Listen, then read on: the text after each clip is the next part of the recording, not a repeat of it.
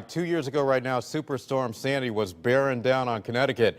By the next morning, hundreds of homes were flooded, and some people are still struggling to get disaster assistance money. News 8's Ken Pierce spoke to some of those folks on this anniversary. He joins us live this noon from East Haven with more. Ken. And Keith, so many homes were damaged or flooded or washed right off their foundations. That's what happened to the cottage that used to be on this lot right back here on the East Haven beachfront. Some people are still struggling to rebuild, like this guy. Many others are still struggling with the system that was supposed to help them pay for the repairs.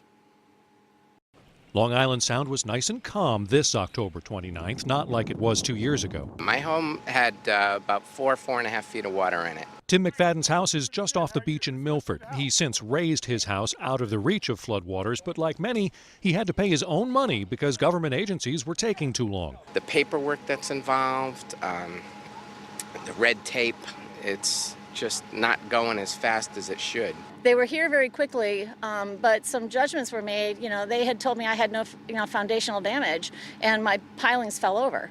So I'm like, how can you say that? My house floated. It was like the Wizard of Oz. It literally floated and came down crooked. You can walk around all day and hear story after story of homeowners frustrated with how various agencies have handled claims associated with Superstorm Sandy. But you take that frustration, add to it a big helping of bad luck. Well, for that, it's hard to beat this house here in East Haven. And so we had a small little 1,000-square-foot cottage here, and it got racked, turned off of its pilings and footings.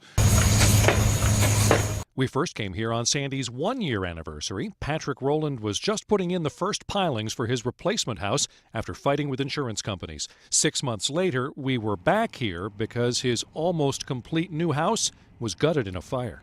And unfortunately, we spent the next 3 months then fighting with the insurance companies again, hiring an adjuster and starting all over. He had to start over almost from scratch with his third house, and he is still fighting for disaster relief just like everyone else. Heretofore, we've not received a penny of support from any of the various federal and state agencies that have promised to stand and help us. We did receive two. What a story. The first house washed away by Sandy, the replacement house burned to a crisp.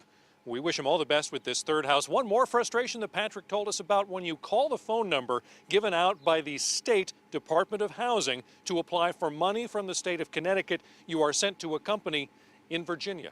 Live in East Haven, I'm Kent Pierce. Back to you.